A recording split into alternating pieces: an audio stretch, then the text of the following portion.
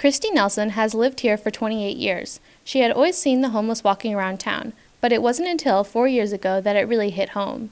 She opened a shop just off the town square, looked into the back alley one day, and saw the city's homelessness population up close. And stuff, and I could tell that they were just either cold or hungry, and I just said, do you need something to eat? And, you know, like I just ordered a pizza. Chrissy Chitwood lived in the temporary shelter in Mexico last year. She had just been through a divorce, had health issues, and lost her home. She was sleeping in her car when she found her way into a temporary shelter.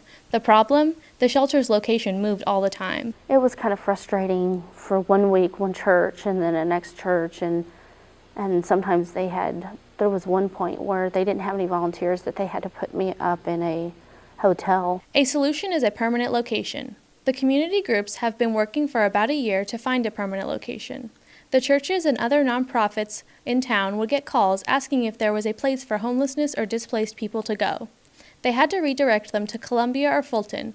Without no services of that type in the county in the first place, what do? You step up and try to fulfill that gap. The temporary shelter moved around so much people wouldn't know where to go. Using churches as temporary shelters meant a lack of showers. Putting people up in motel rooms gets pricey.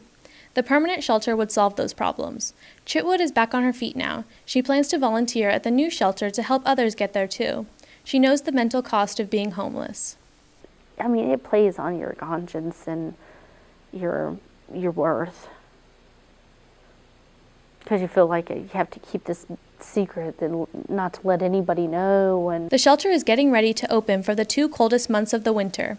Its ultimate goal is to stay open 365 days. With producers Feng and Uliana Pavlova, KALI Luna, KOMU 8 News, Mexico.